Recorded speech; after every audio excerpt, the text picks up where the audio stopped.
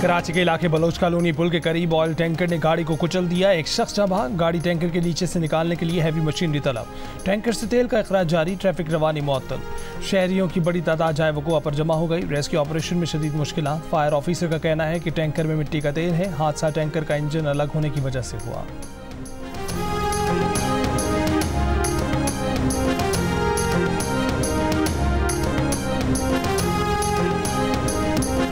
जिला खुर्रम में दो कबाइल के दरमियान फायरिंग का तबादला, रॉकेट से हमला। इलाका बालश खेल के एक घर पर खवारखेली से रॉकेट हमला किया गया। बाप बेटा शदीद जख्मी हो गए। हुक्काम का कहना है कि कबाइल के दरमियान फायरबंदी के लिए कोशिशें जारी हैं। He's been kicked like you kick a football, and that's something that shouldn't happen. You know, within the police force, the people that are here to protect us, they're the ones that are attacking us. ये नौजवान 18-21 साल के थे, मेरे बेटे के साथ school पढ़ते रहे। मुझे बेहद अफसोस हुआ इनके साथ जो जुल्म और सितम हुआ। वालदा के सामने बेटे पे तशद्दुद करना ये कहाँ का कानून है? वो भी थे जो लड़कों को अरेस्ट किया जा रहा था, they were already on the floor, और फिर पुलिस ऑफिसर ने उनको असॉल्ट किया।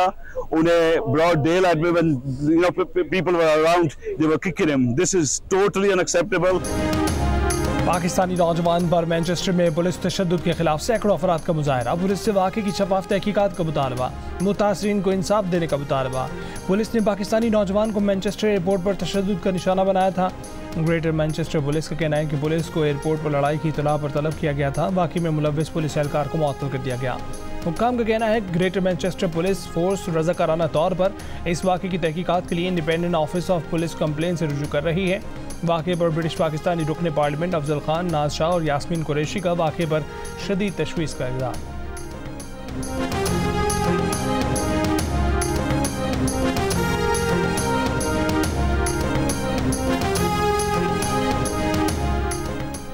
खैबर पख्तूनख्वा में सूबाई एपेक्स कमेटी का इजलास आज दिन 12 बजे तलब। इजलास में कोर कमांडर पेशावर भी शरीक होंगे। एपेक्स कमेटी बनु वाक़े पर कमीशन बनाने के तरीक़ाकार पर गौर करेगी। वज़ीर आला अलीमन गंडापुर ने अमन जिरगे से गुफ्तगू में कहा कि ऑपरेशन अज़्म इस्तेहकाम से मुतल्लिक़ ISPR ने वजाहत कर दी है। ये ऑपरेशन नहीं बल्कि हिकमत अमली है। सर्च ऑपरेशन पुलिस और CDD करेगी। ज़रूरत पड़ने पर सिक्योरिटी फोर्सेस की मदद ली जाएगी। गैर सरकारी मुसल्लह अफराद के खिलाफ पुलिस कार्रवाई करेगी।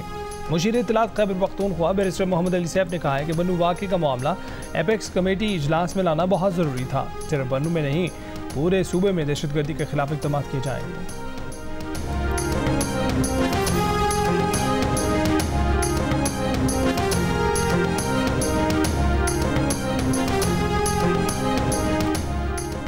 वज़ीर दिफ़ा ख़ाजा आसिफ ने कहा है कि पाकिस्तान में ज़ेर इल्तवा मुक़दमात में 3.9% इजाफा हुआ है। पिछले साल तक अदलिया में सालाना तातीलात 15 जून था, 11 सितंबर थी। इस साल मौजूदा चीफ जस्टिस ने तातीलात 1 माह कर दी। इंसाफ का ये हाल है कि हर 17वां घराना मुकदमे में फरीक है। इंसाफ का ये हाल है कि इंसाफ के बड़े ऐवान वाले छुट्टियों पर चले जाएँ। पार्लियामेंट में छुट्टियों और पेंशन के मामले पर बहस होनी चाहिए। रियासत से तनख्वाह लेने वालों की तनख्वाहें और मनात कारकर्दगी की तनासुब से होनी चाहिए। उनके टैक्स के मामलात भी बराबर होने चाहिए।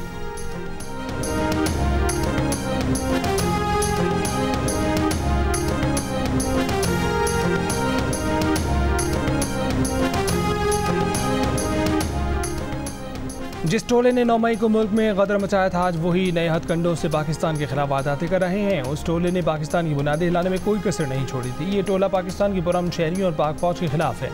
वज़ीर आज़म शहबाज शरीफ का काबीना के इजलास से खिताब। कहा कि PTI के ऑफिशियल वेबसाइट से आर्मी चीफ और उनके ख़ानदान के खिलाफ बातें की गई। किसी सूरत मादरे वतन के खिलाफ ऐसा कोई इक़दाम बर्दाश्त नहीं करेंगे। पाकिस्तान के मफादात को बचाने के लिए हम पीछे नहीं हटेंगे।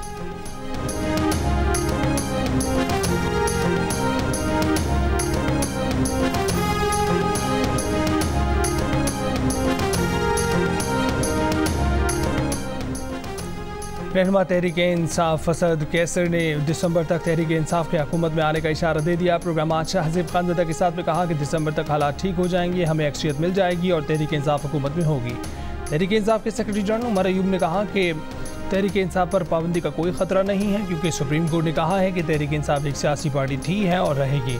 किसी भी सियासी जमात पर पाबंदी लगी तो वो नाम बदल कर आ सकते हैं। रऊफ हसन की गिरफ्तारी के बाद उनकी जगह शोएब शाहीन को कायम मकाम सेक्रेटरी इत्तलात मुकर्रर कर दिया गया।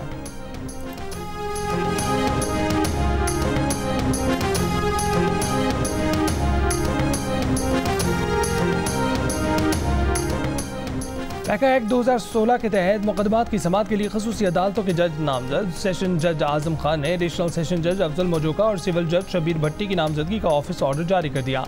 सिविल जज शबीर भट्टी को पैका एक्ट केसेस के लिए बतौर जुडिशल मजिस्ट्रेट इख्तियार दे दिए गए और दोनों की अदम दस्तियाबी पर ड्यूटी जज पैका एक्ट केसेस की समाअत करेंगे। रऊफ हसन और दीगर PTI कारकुनों का ट्रायल पैका एक्ट के तहत खसूसी अदालत में होगा।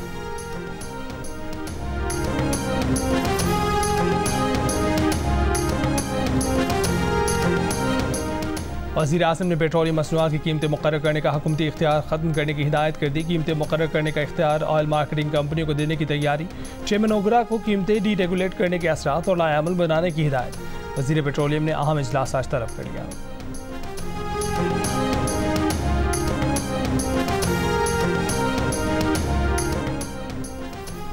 वज़ीर आला सिंध मुराद अली शाह का बदीन में LBOD स्पाइनल ड्रेन रेगुलेटर का इफ्तिताह। तरक्याती काम का जायज़ा। वज़ीर आला सिंध ने LBOD स्पाइनल ड्रेन पर क्रेन भी चलाई। तकरीब से खिताब में वज़ीर आला सिंध मुराद अली शाह का चंद दिनों में हज़ारों नौकरियां देने का ऐलान। कहा कि आवाम से किए गए सारे वादे पूरे करेंगे। पहले भी बल्दियाती इलेक्शन के बाद नौकरियां देना शुरू की। ग्रेड 16 से ऊपर की 16,000 से ज़ायद नौकरियां दे चुके, लेकिन एक जमात को सिंध की तरक्की पसंद नहीं आई, उसने स्टे ले लिया। कोर्ट से भी तारीख पर तारीख मिलती रही।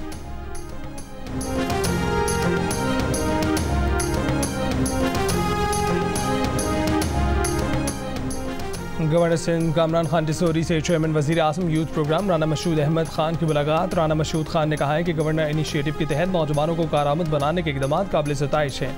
IT कोर्सेज और कारोबार के लिए रकूम फराहमी से नौजवान की सलाहियतों को बुरुए कार लाया जा सकता है। गवर्नर सिंध ने कहा कि नौजवानों पर सरमायाकारी से ही पाकिस्तान का रोशन मुस्तकबिल यकीनी है।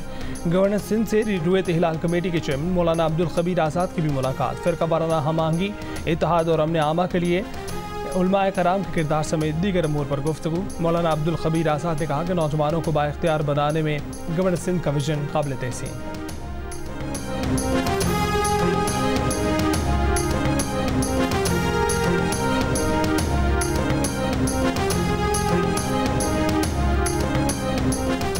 सवाद में डिपो चेक पोस्ट पर पहाड़ी से फायरिंग, पुलिस एहलकार और पोलियो वर्कर जख्मी। पुलिस का कहना है कि सयाहों की आमद के पेश नज़र इंसदाद पोलियो मुहिम जारी रहती है।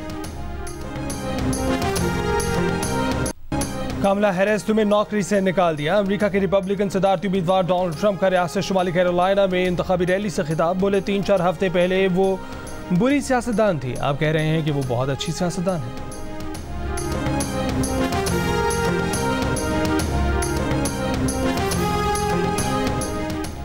इसराइली वज़ीर आज़म का अमरीकी ऐवान नुमाइंदगान में खिताब। मुस्लिम रुकन रशीदा तलीब का खामोश एहतजाज, दीगर का बायकॉट। साबिक स्पीकर नैंसी पेलोसी ने कहा है कि नेतन्याहू ने अमरीकी कांग्रेस की तारीख का बदतरीन खिताब किया। कांग्रेस की इमारत के बाहर सैकड़ों अफराद का एहतजाज। गजा में फौरी जंगबंदी का मुतालबा। इसराइली वज़ीर आज़म की अमरीकी सदर से मुलाकात कल होगी। गजा जंगबंदी प्लान पर बातचीत होगी। इसराइली वज़ीर आज़म नेतन्याहू नायब सदर कामला हैरिस साबिक सदर ट्रंप से भी अलहदा मुलाकात करेंगे।